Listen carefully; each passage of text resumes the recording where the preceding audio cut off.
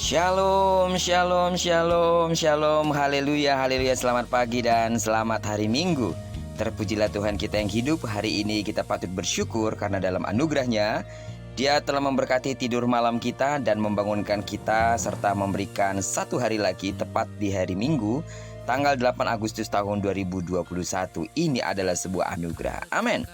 Percayalah bahwa di sepanjang hari yang luar biasa ini sampai terbenamnya matahari, Tuhan akan tetap menyatakan kuasa namanya sebagai Allah yang Immanuel bagi kita.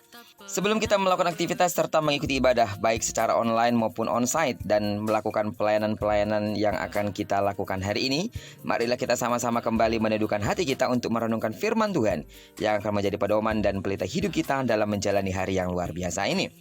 Hari ini kita akan melanjutkan perenungan kita dalam pembacaan Alkitab satu hari satu pasal yang akan kita ambil dari pembacaan 21 hari bersama kitab Hakim-Hakim. Dan hari ini kita telah berada di hari yang kedua, maka kita akan membaca kitab Hakim-Hakim pasalnya yang kedua ayat pertama sampai dengan ayat yang ke-23. Doa saya pembacaan Alkitab ini akan membuat saudara semakin mengenal Allah secara pribadi dan mengenal Allah dengan benar. Amin. Baiklah, sebagai pengantar renungan kita hari ini saya akan coba bacakan untuk kita ayatnya yang ketiga. Lagi aku telah berfirman, aku tidak akan menghalau orang-orang itu dari depanmu, tetapi mereka akan menjadi musuhmu dan segala Allah mereka akan menjadi jerat bagimu. Setialah kepada Tuhan. Ini menjadi topik kita hari ini. Kesetiaan merupakan salah satu kekuatan dalam menjaga kehidupan. Teladan kita yang paling tinggi perihal kesetiaan tentunya adalah Tuhan Yesus. Kesetiaan dan cinta kasih-Nya kepada manusia membuat Ia rela menderita dan mengosongkan diri seperti manusia. Dan puncaknya kita mendapat keselamatan. Bangsa Israel dalam nas hari ini menjadi sebuah contoh tentang sikap yang tidak setia dan berbuah ancaman. Mereka baru saja menduduki tanah Kanaan dan menghalau musuh dengan susah payah. Namun dengan demikian mereka segera berpaling dari Allah, menyembah berhala dan terhanyut oleh godaan dunia di sekitar mereka. Pengalaman bangsa Israel ini membuktikan betapa mudahnya manusia meninggalkan Tuhan. Justru dalam keadaan diberkati dan dilindungi, kita kadang-kadang mudah untuk tidak setia. Dalam situasi seperti itu, semestinya kita menaikkan syukur, bukan malah memuja berhala. Penyertaan Tuhan yang nyata seharusnya membuat kita menyingkirkan segala ilah asing dari hadapannya. Pertolongannya mestinya menambah pengenalan kita kepadanya sebagai Allah yang menyelamatkan kita. Terkadang kita ketika punya masalah kita mulai dekat dengan Tuhan. Tapi ketika kita merasa bahwa hidup kita baik-baik saja, kita mulai mengabaikan Tuhan. Hati-hati dengan hal ini. Itu artinya orang tersebut tidak menjadi orang yang setia. Oleh karena bangsa Israel berubah setia, malaikat Tuhan pun diutus untuk menegur. Dan isi tegurannya adalah kemalangan dan penderitaan yang akan mereka alami. Saat itulah orang Israel menyesal. Godaan untuk tidak setia adalah salah satu ancaman besar dalam kehidupan. Kita sering tidak setia kepada Tuhan.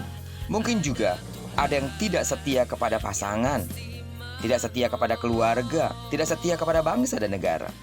Padahal sikap tidak setia akan menimbulkan duka cita, sebab ada pihak yang tersakiti karena merasa dikhianati. Sidang jemaat Tuhan yang saya kasih di dalam nama Tuhan Yesus, Allah itu setia. Amin.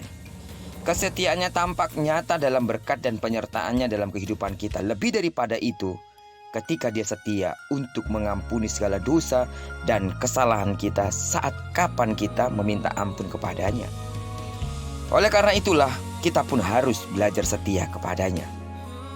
Lewat perenungan kita hari ini, mari kita memohon kekuatan kepadanya agar kita bisa menjaga kesetiaan kita. Sebab kesetiaan kepada Allah yang akan membawa kita dalam sukacita dan damai sejahtera. Di sepanjang hidup ini, mari kita setia kepada Tuhan. Walaupun ada kenikmatan dan kenyamanan yang ditawarkan oleh dunia di sekitar kita. Sidang jemaat Tuhan yang saya kasih di dalam nama Tuhan Yesus.